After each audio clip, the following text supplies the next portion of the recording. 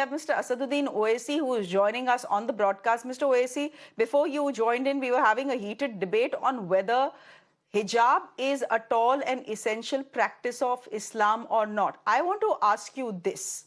Is it the right lens from which we should be looking at the entire issue? Because one of the judges today, Justice Dhoundiyal, has said that this question is not even key to the case in front of us. It is about choice and choice alone. But here's the question. Institutions, just like individuals, have rights and choices as well. Yes, I totally agree with the view of Justice Dhoundiyal Sahab that the important point which he had mentioned in his judgment is that, let me quote, he said that it is ultimately a matter of choice, and Article 14 and 19, nothing more and nothing less. Now, if that is the case, and then he also mentioned in his judgment whether wearing hijab is an ARP in Islam or not is not essential for determination of this dispute. If the belief is sincere and it harms no one, there can be no justifiable reason for banning hijab in a classroom. So this was also said by Justice Dhoundiyal Sahab in the judgment today. So that is the most important issues of choice. No one can take the choice. It's a fundamental right, and right to culture is an unfettered fundamental right. How can you take away the right to culture? Privacy is now a fundamental right. Right to conscience is a fundamental right. Now, if a Muslim girl is exercising all her rights on the basis of choice, culture, conscience, who is anyone to stop her? That is very important, which one must remember when one is arguing about, why should Muslim women wear hijab? All these things. So they don't know the constitution. That is what is a problem with them. Mr. Owaisi, I asked you this question before, and I'm going to ask you this question again. Just like an individual has rights, institutions have rights as well. The PU Udupi College had a right to decide what the uniform is and had the right to expect its students to come wearing that uniform. They said no religious symbols. Why should an institution's right be any lesser than an individual's right? Well, you see, the institution is not over the Constitution of India. And Justice Dhoundiyal has rightly pointed out, I'll quote him because I am a... No, I'll quote you. I am a lesser mortal. He said a girl has the right to wear a hijab in her house or outside her house, and that right does not stop at her school gate. This is what Justice Dhoundiyal had to say. Now, when you talk about religious symbols, what the Karnataka government has said, that we are allowing the Muslim girls to wear hijab in the school, but not in the classroom. Now, I'll give you a depiction to understand. You have a Sikh boy wearing a turban is allowed inside a classroom. You have a Christian girl who can wear a cross in a chain on her neck, she's allowed. You have a Hindu girl who's wearing a vibhuti, she's allowed in the class. But once a Muslim girl is wearing a hijab and she's not allowed to enter a classroom, why? Because she's wearing a hijab. Now you please tell me, is that equality? It is not equality. And then moreover, what is the message you're giving to all these three students? Please allow me to complete. You are giving a message to these three students that a Muslim girl is lesser than you. And how do we celebrate India's pluralism and diversity? By this way. These children are tomorrow going to lead India, make it a superpower that will stand up to China and look into in the Chinese eyes. Now, if you are not celebrating the pluralism and diversity, what is the message you are giving to these three students, and what is the impact which is going to have on this Muslim girl who's allowed inside a school with a hijab, but cannot wear a hijab inside a classroom? The others are allowed to wear their religious symbol. So as far as the pug is concerned, there is a Punjab and Haryana High Court order that essentially establishes that the pug of the Sikhs is essential to their practice. But here's the thing. You say, what is the message that the order was giving to these three Muslim girls, that they are not equal citizens in India. That's the argument you're making. Now, if the girls were allowed with their hijab, what was the message it would have given the other students in the class? That Muslim students, Muslim girls, have rights that the other students don't enjoy. Yeah, that rules don't apply to Muslim girls, but they will apply to everyone else. Well, you see, the point that I was making to you, I have given an example of 4 students. One is a Muslim, one is a Sikh, third is a Christian, fourth is a Hindu. The other 3 are allowed with the religious symbols inside a classroom. A Muslim girl is not allowed to wear a hijab inside a classroom. Now, what kind of impact it will have on these 3 students that the Muslims are lower than them? She's not equal to the Sikh, to a Hindu, and to a Christian child. Now, the message that is being sent out, what is the message? That is what the Karnataka government's order was very clear. Mr. Owaisi, okay, Mr. Owaisi, I don't want to ponder on this point because I want to talk about reasonable accommodation as well, something that has come up in the Supreme Court. But my limited point to you is this: you're talking about a Christian student wearing a cross, a Sikh student wearing a pug, a Hindu student wearing a vibhuti. When the Karnataka government's order is very clear, no religious symbols, which means if a Muslim girl cannot come in wearing a hijab or a burqa, a Hindu student cannot come wearing a saffron scarf either, or a vibhuti. Or a Christian student cannot have a big cross latkoing on her gala. That has been made very clear by the government order. Now, it's another thing if that government order is not being followed. That's another thing. Not at all. But the government order is clear. It doesn't just ban the hijab. It talks about all religious symbols.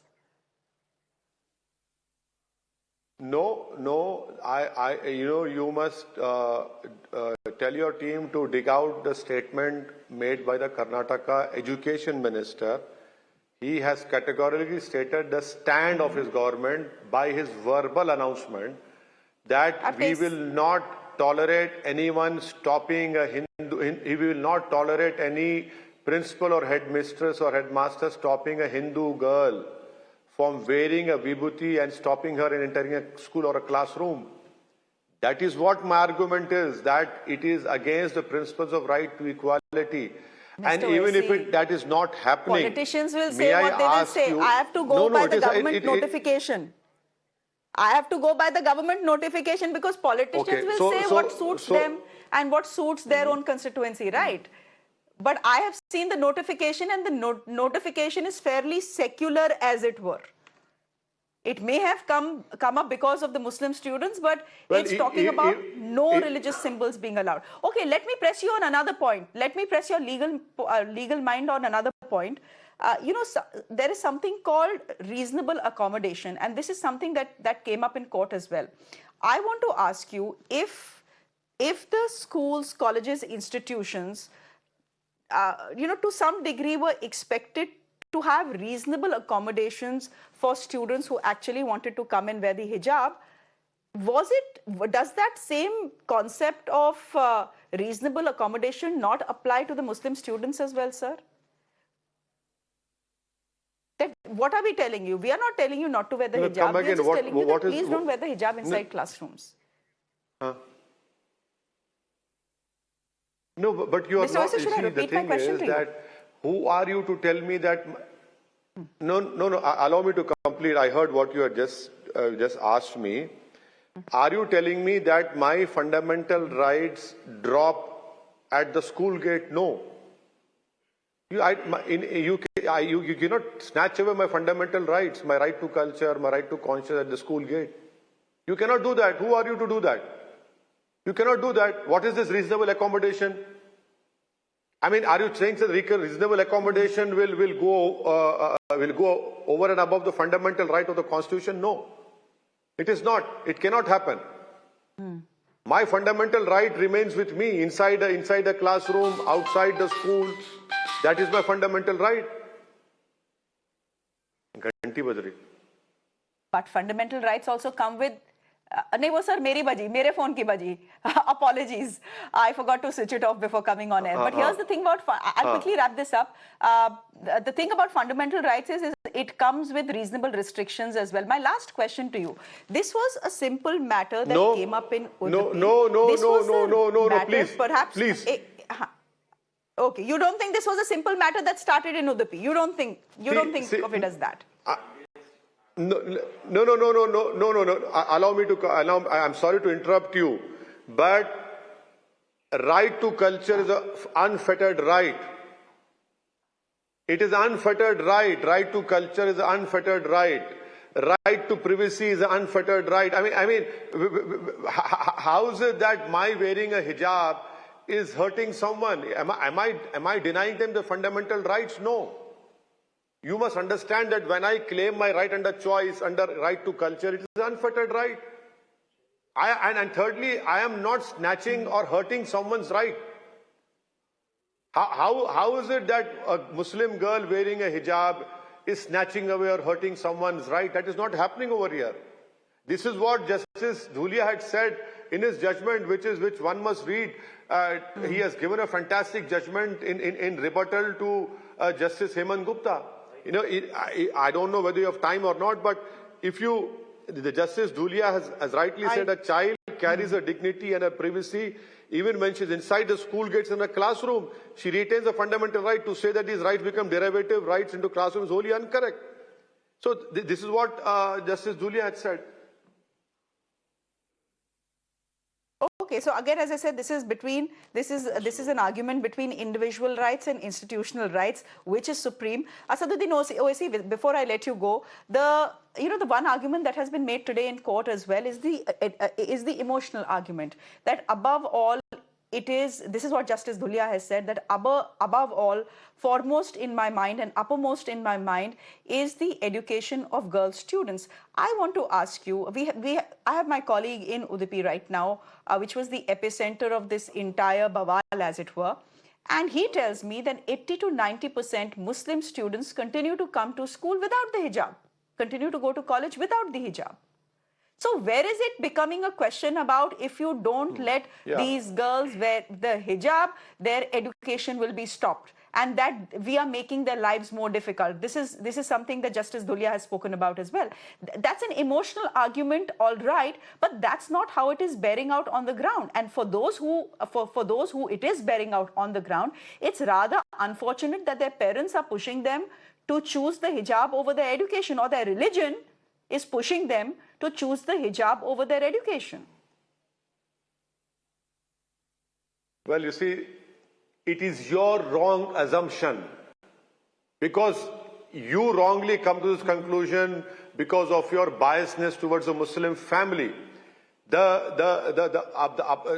society at large, the so-called liberal class and the right-wing Hindu group assume that Muslims are suppressed, Muslim women are suppressed. You don't know the reality.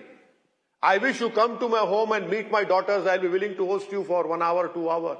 And then you see what we talk, how we behave. It is completely wrong. I mean, you see that Justice Dhoundiyal has quoted, rightly quoted in his judgment. No one ever has called me part of the right wing. No, I am not calling you.